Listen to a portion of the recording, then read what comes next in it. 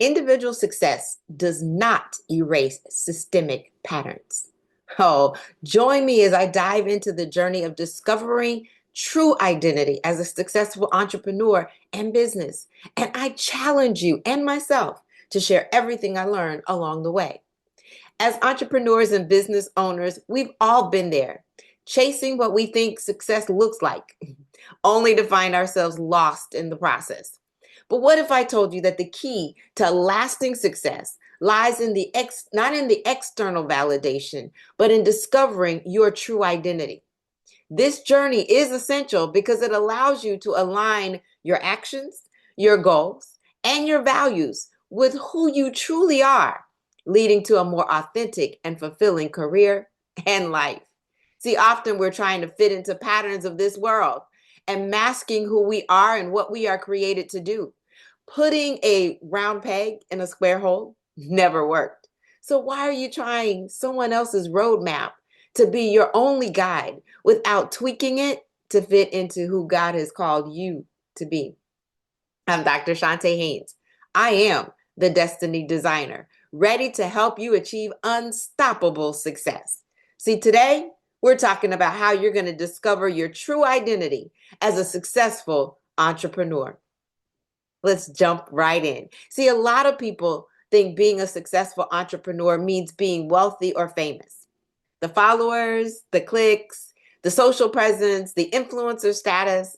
But let's be real. That's not the whole story. Many of us struggle with feelings of inadequacy, self-doubt, and fear, even when we're achieving our goals. See, great success in conversations 1 minute, and then that's what I had. And then I launched and didn't hit a target at all, or even come close, to be exact. I've been there, and I know you've probably been there too. I've often found myself wondering if I'm truly living up to my potential, or are you and am I still playing small? See, the truth is, success is not just about the external achievements, but it's also about internal fulfillment. So we also sometimes tend to compare ourselves to others, thinking that another person's journey is somehow more impressive or successful than ours. But the truth is, everyone's journey is unique, and comparisons only lead to frustration and dissatisfaction. Okay, comparisons kill. They kill your momentum, they kill your thought process, they kill your dreams. I've learned that it's essential to focus on my own strengths, passions, and values rather than trying to emulate someone else's path. It doesn't work. This goes to divine alignment. You're absolutely right. I'm going to say one point, but I'm going to give you many examples. In order to discover your identity, you start with your divine assignment and your unique identity. God created each and every one of us uniquely.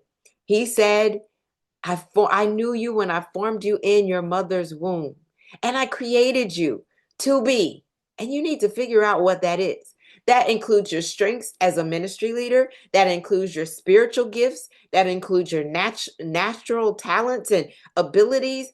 All of those things rolled into one. Now, I recently did uh, a teaching on divine calling. That's so important.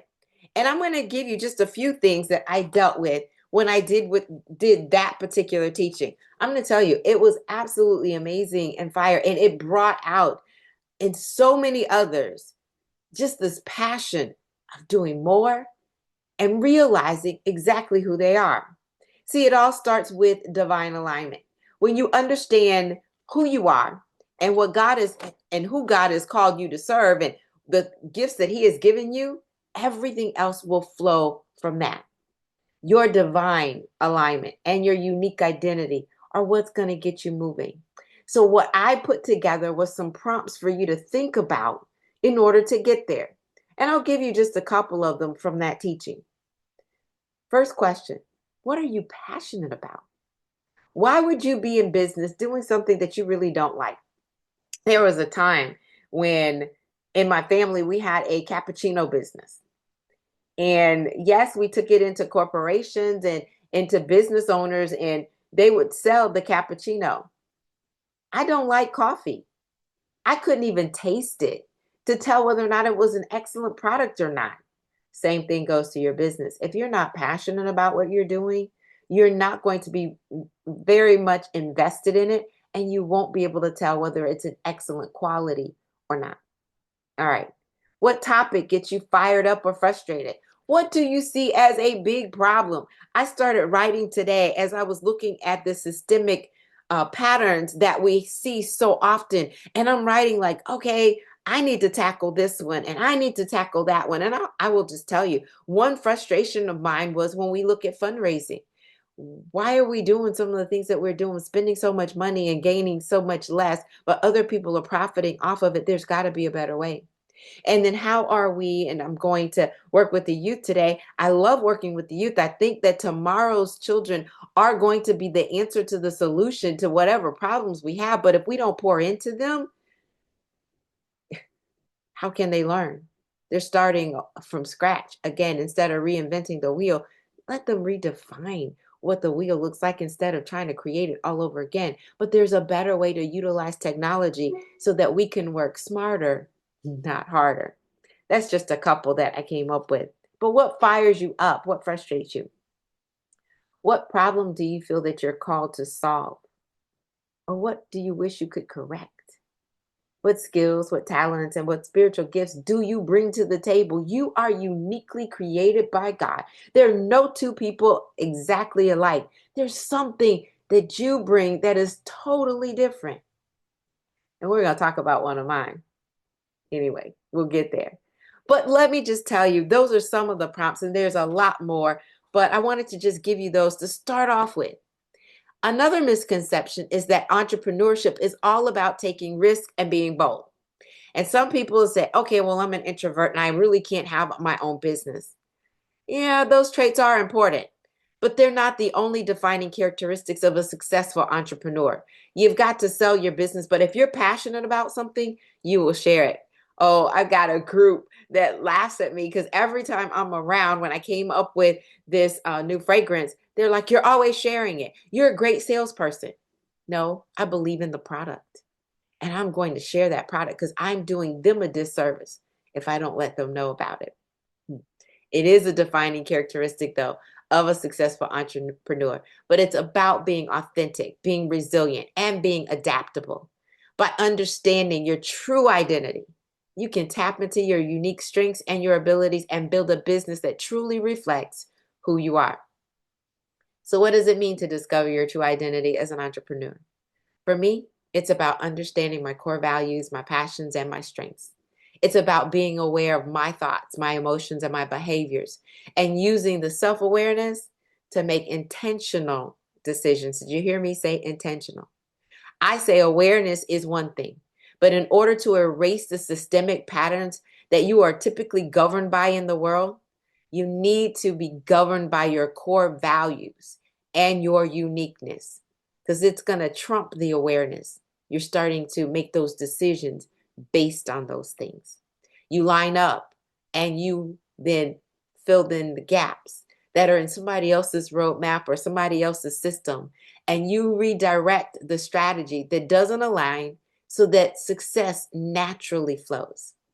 When I'm aligned with my true identity, I feel more confident, creative, and fulfilled, and so will you. Let me give you an example. Money management. I believe that the Bible's principles about money are true. I also believe that, yes, we need to budget. And there's so many people out there talking about the budgeting and the management. I believe it is the number one skill as that you need as to be a millionaire, in all honesty. But everybody can't follow the same pattern. If I gave someone a spreadsheet and they were just like, oh, math really, really boggles my mind, they're not going to do the spreadsheet. Somebody else might have an envelope method and they go, okay, but I'll just take it from one envelope and put it in another. That's still not money management. What I had an opportunity to develop is biblical financial personalities to show you one tip of what you can do differently be based on your personality, because you are uniquely called and gifted. You have some divine alignment on the inside. You look like your heavenly Father, and some of those things are great. You can be STEAM personality going, I like spending, thinking emotionally about memories. I am a giver, and that is absolutely fantastic. But if you continue to give and give and give and give, your budget is not going to be able to support it. You cannot do the money management. You will be so stressed out because there'll be definitely more month than money, and it's not going to work. So I created, again, the creativity comes into play, these biblical financial personalities to show you how you can take your natural, unique gifts and tweak it so that your budget then works for you, not against you, and you feel authentic in doing it. Coaching is another example. There are so many that I have coached, and so many when I started coaching too, that I got success immediately. Oh, 75% conversion rate. Yeah. But when you recognize that it was only the people that you already knew, and not new business, not new people that are just finding out about you coming into your circle, you can't say that you were really successful with that system, because all they taught you to do is to go after the people you already knew. You'll hear it a lot in the MLM systems or the direct selling side as well. It's like you're going to burn those bridges after a certain point in time. You're going to run out of those people that have been knowing you for years. And did your system really work? Did the pattern or the roadmap really profit you? You get stuck. You understand? All right. So my journey to self-discovery has been a game changer for my entrepreneurial career. I've learned to prioritize my well-being. Yes, we have to take care of self. Nurture meaningful relationships, because those are important. Collaborations, mentorship, all of that. You need the right person in your corner. I've also learned to pursue opportunities that align with my values, because I've been there too, where I've aligned with some people and I ended up feeling like I was pimped or taken advantage of. And you don't want to be there. By being true to myself, I've learned to be able to build a business that not only generates revenue, but also brings me joy and satisfaction. I love what I do, honestly. One pivotal moment of self-discovery for me was when I realized that my passion for entrepreneurship wasn't just about making money, but about making a meaningful impact. I say you make a difference and a dollar. You influence, you impact, and you have income. See, your why will really motivate you to be consistent and help you also focus. You can be so focused on growth and scalability that you lose sight of why you started the business in the first place. Just ask some that have finally gone out of business because they were overwhelmed and unprofitable. When I reconnected with my purpose, everything else fell into place. My business became my purpose driven, or actually, I should say, more purpose driven, and I became more intentional about the opportunities I pursued. Can I say intentional again? And you hear me clearly? Be intentional. Be you. And then everything else will flow. One of my core values is unshakable faith. I believe, and my company stands on the belief, that faith is the catalyst, not only for miracles, but for movement and meaningful momentum. I know God is in my corner as long as I am being obedient. So this experience has taught me that self-awareness is not just a one-time event, but it's a continuous process. It requires ongoing reflection. That's why I gave you some reflection prompts, exploration, as well as growth. But the payoff is truly worth it. When you're living in alignment and in your true identity, you'll experience a sense of freedom, creativity, and fulfillment that's hard to find anywhere else. So let me conclude by saying this. Understanding your true identity as an entrepreneur is crucial for lasting success. It's about embracing your uniqueness, your values, and your passions, and using that self-awareness to build a business that truly reflects who you are. If you've been on a similar journey of self-discovery, I love to hear about it in my comments below. So make sure you comment. Your story can inspire and encourage others who may be struggling to find their way or actually redirecting themselves to get back on the right path. And if you're interested in building a personal brand as an entrepreneur, be sure to watch my next video where I'll be sharing some top tips and strategies for cultivating a sustainable impact. I'm Dr. Chonta Haynes with Heart Truth Ministries, your destiny designer, helping you revive, reimagine, reinvent, and release into the world so that you have this unstoppable success as well. I'll see you on the next video. Have an absolutely fantastic rest of the day.